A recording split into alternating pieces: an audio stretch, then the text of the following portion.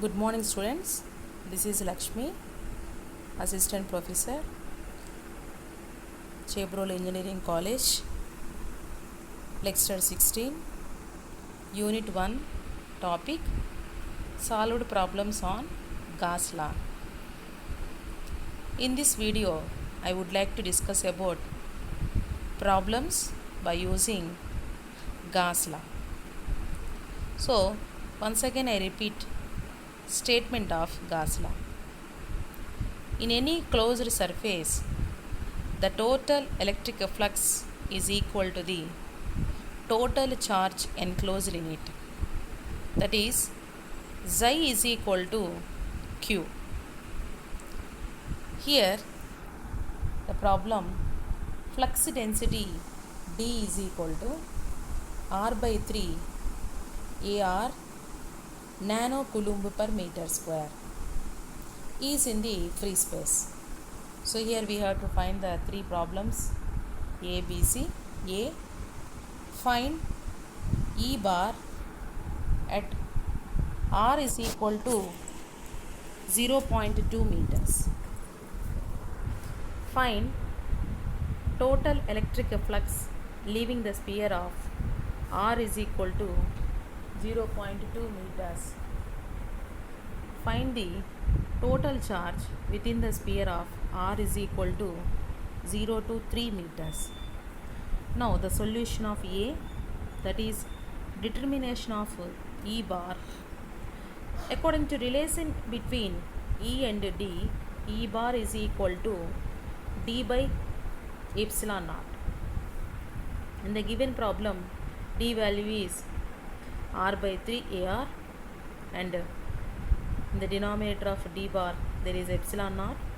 So R by 3 epsilon naught AR bar. So here we have to find the E bar at R is equal to 0.2 meters, and 3 into epsilon naught value 8.854 into 10 power minus 12. Now the calculate the value is equal to 7.5295 AR bar volt per meter. The next B. So here this is the statement, mathematical expression of Gauss law. Q is equal to Xi, and according to definition of Xi, the electric flux density per unit area, that is Xi is equal to integral d bar dot ds bar. Here ds is the differential area and normal to AR bar. Now this differential area is equal to the R square sin theta d theta d phi AR bar. But in given the problem, R bar is equal to R by 3 AR bar. Now substitute in these values, that is we have to find the first d bar dot ds bar value, that is simply by multiplying these two values, that is d bar dot ds bar value is equal to R by 3 into R square. So that is R cube by 3 sin theta d theta d phi. Now to find the charge, we have to integrate the d bar dot ds bar. ds means it is a surface area. We have to integrate it 2 times with respect to theta and phi. So these theta and phi are the spherical coordinate variables, and the limit of theta is 0 to pi, and the limits of pi is 0 to 2 pi. So here R cube by 3 is a constant. Just write constant right before the integration. So here there is a sin theta d theta. So integral sin theta is minus cos theta, and d phi, integral d phi is phi. Now apply the limits for theta and for phi. So this value is equal to 4 pi. So finally the charge is equal to 4 by 3 pi r cube nanocoulombs. Now we have to find the charge at r is equal to 0.2 meters. Now simply substitute the r is equal to 0.2 in this expression. So finally the charge at r is equal to 0.2 is equal to 0.0335 nanocoulombs, or it is also written as 33.51 picocoulombs. Now another problem, that is C. Measure the charge at r is equal to 0.3 meters. That means simply substitute the r is equal to 0.3 in this equation. This is equal to 0.113 nanocoulombs, or it is equal to 113.097 picocoulombs. So the next problem, prove that the divergence of electric field at that electric flux density in any charge free region is 0.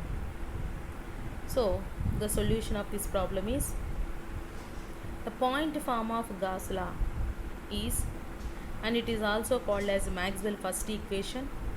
The Maxwell first equation or point form or differential form of Gauss law is del dot D is equal to div D bar or is equal to rho V. Here rho V is called volume charge density, but according to relation between D and E, D bar is equal to epsilon naught E bar. Now substitute the D bar value in this equation, that is del dot epsilon naught E bar is equal to rho V. Now simply epsilon naught is a constant and it is a scalar and constant, hence it is right before the del. So epsilon naught del dot E is equal to rho V. Okay, that means epsilon naught D is called E. That means del dot E, that is a divergent E, which is, that means a cross multiply of epsilon naught here. So rho V by epsilon naught. But in a charge free region, the meaning of a charge free region means there is no charge. That means Q value is equal to 0. Hence without charge there is no existence of a charge density. Why? Because the definition of a charge density is charge per unit volume. So rho V is equal to Q by V. That means Q value is 0, then rho V value is also becomes to 0. That means for a charge free region, rho value is equal to 0. Now substitute in this value here the equation 2, that is del dot E equal to 0. And similarly, according to point form of Gauss law, del dot D is equal to rho V. In that case also del dot D is equal to 0 for a charge free region. That means, so whatever the here we prove is, the divergence of D and E are 0 in a charge free region. That is very important point. Charge free region means there is no charge. Okay, right. The next problem, show that the divergence of flux density due to point charge and uniform line charge is 0. So here we have to find the divergence of flux density at a point charge and also for a uniform line charge. So in the first case we have to take a point charge. So here the spherical coordinates, the flux density due to point charge is represented by the expression D bar is equal to Q by 4 pi r square AR bar. Hence for r greater than 0, the dr value is equal to Q by 4 pi r square. In this case the d theta value and d phi value are taken as a 0. Why? Because it is a point charge. Okay, so it has only one coordinate, that is a point charge. So the expression for the del dot d bar is written as the d theta term and d phi term are taken as a 0. Now the expression for the del dot d is equal to 1 by r square dou by dou r square dr. So here we substitute the dr value as q by 4 pi r square. Then simply here the r square value is cancel. So there is 1 by r square dou by dou r q by 4 pi. Here it is a partial derivative with respect to r and q by 4 pi is a constant. Now the partial derivative of q by 4 pi means it is value is equal to 0. Why? Because q by 4 pi is a constant. That means the divergence of flux density due to positive charge, divergence of flux density due to point charge value is equal to 0. And next we have to find the divergence of a uniform line charge is also equal to 0. Let them prove that. So for a uniform line charge, the flux density d bar, that is we have to take a cylindrical coordinate system. Why? Because whenever we have to find the electric field intensity for a line charge by using Gauss law, we have to imagine a Gaussian surface that is in the shape of cylindrical. So that's why we have to use a cylindrical coordinate system for a uniform line charge. So according to that, the expression for the d bar, that is electric flux density value, is rho l by 2 pi r a r bar. Here also it is along only one axis, that means the remaining axes are equal to 0. Now the expression for del dot d is 1 by r dou by dou r dr plus 0 plus 0. Now substitute the dr value here, that is rho l by 2 pi r. Now by cancelling the r and r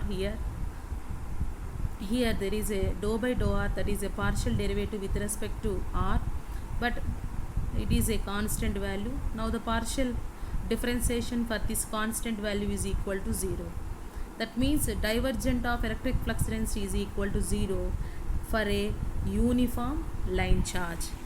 Hence we have to prove the divergent of a electric flux density for a point charge and for a uniform line charge value is equal to 0. And the next problem.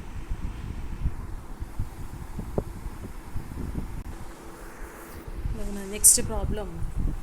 If a sphere of radius a has a charge density rho v equal to k r cube, then find d bar and also divergent of d bar, that is del dot d, as a function of radius r, and the result is sketched in a graph by assuming k as a constant.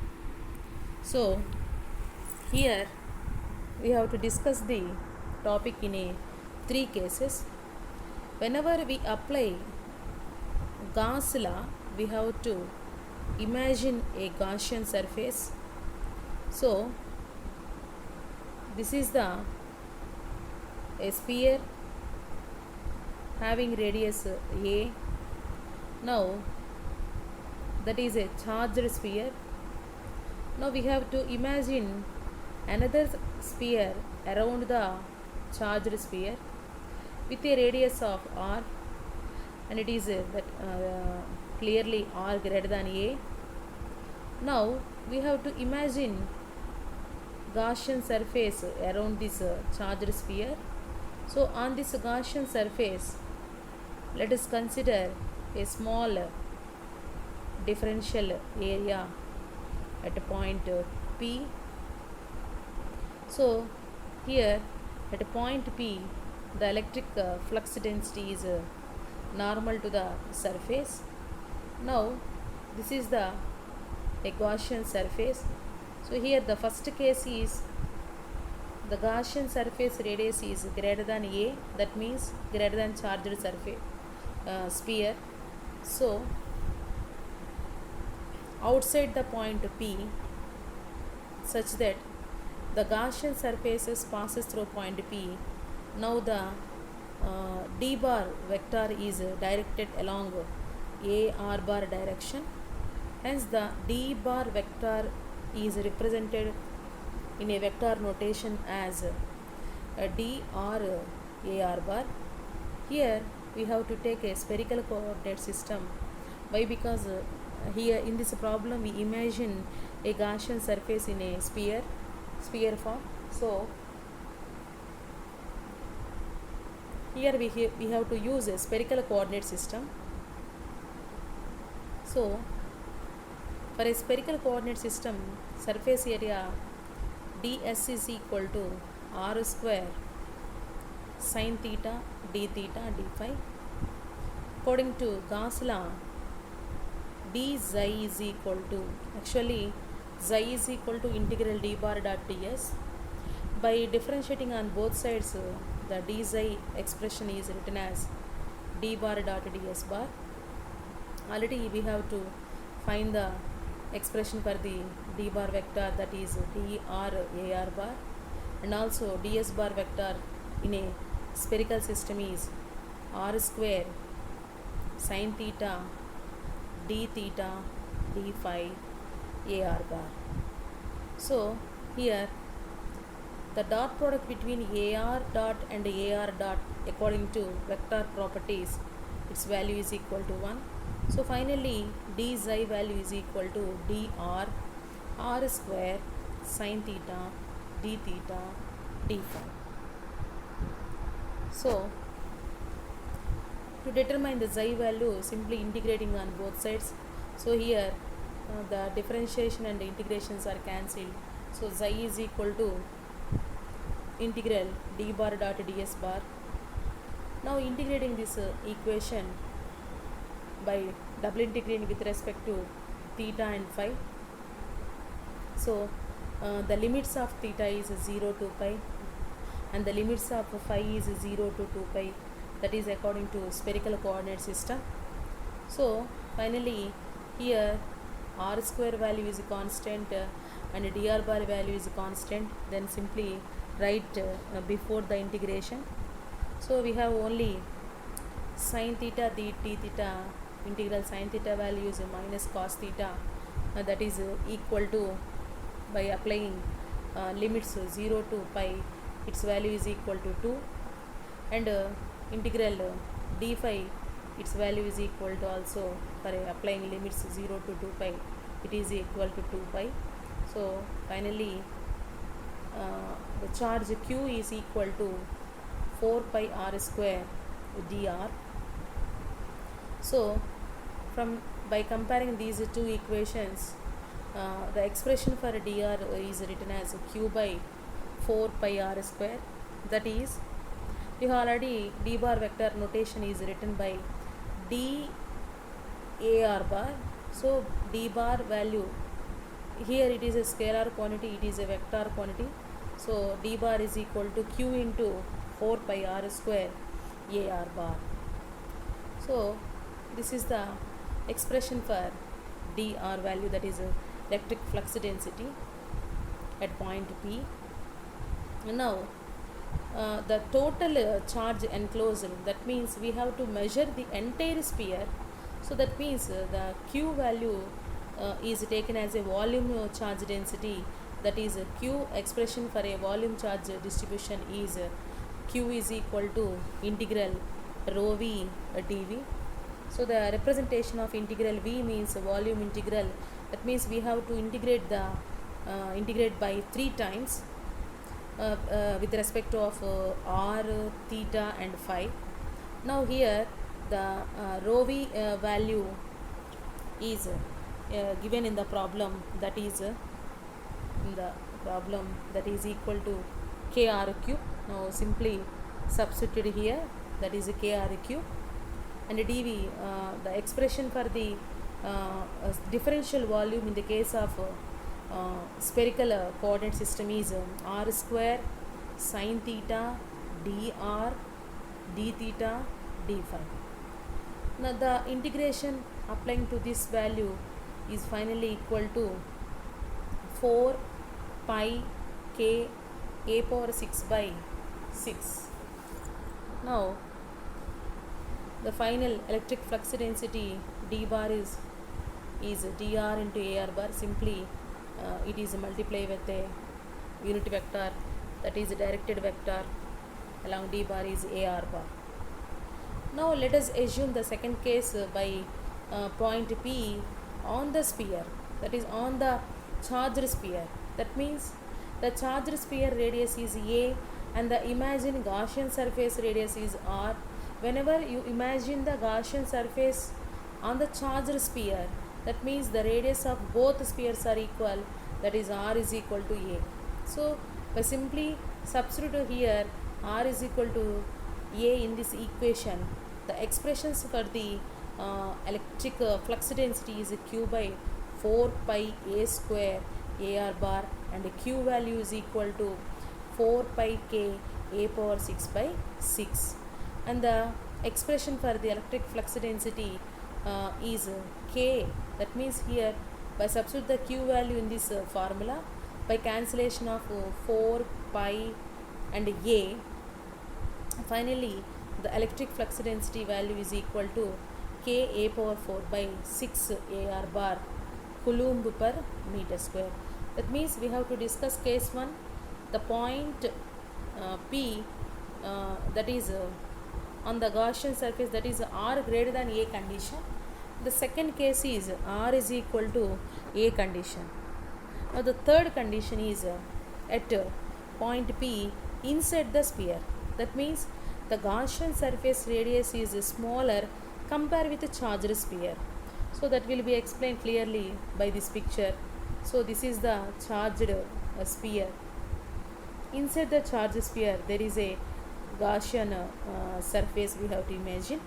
Now on the Gaussian surface there is a smallest differential surface, that is ds. Now a point P on this Gaussian surface, and normally electric flux density d bar along vector ar bar. Now here the expression is as usually the following method is as whatever we do in r greater than a. So that means d bar dot ds bar.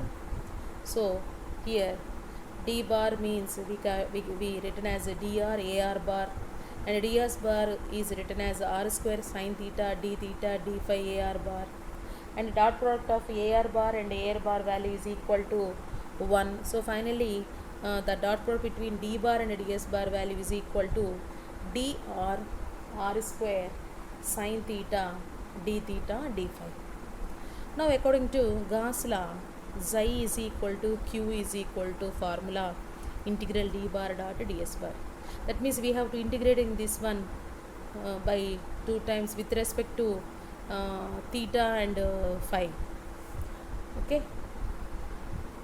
So here now this value is equal to d r bar is equal to q by 4 pi r square, and that is d bar is equal to q by 4 pi r square a r bar.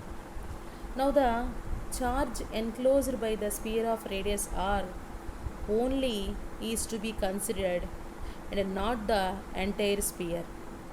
So q value for the entire sphere is equal to integral rho v dv. So we have to integrate the equation rho v value is kr cube, that is given in the problem, and differential volume according to spherical coordinate system is r square sin theta dr d theta d phi.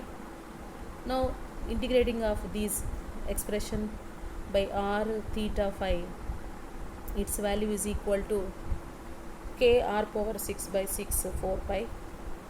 Now substitute the q value in this formula. The d bar value is equal to k r power 4 by 6 a r bar. Here it is the expression for electric flux density when a Gaussian surface imaged inside the charged sphere. So the del dot D is only along r direction. So del dot D, we have to also find the divergence of D in the problem.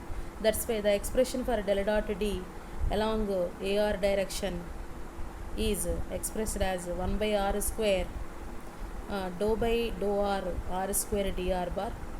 So here the expression for the dr that is for a r greater than a is equal to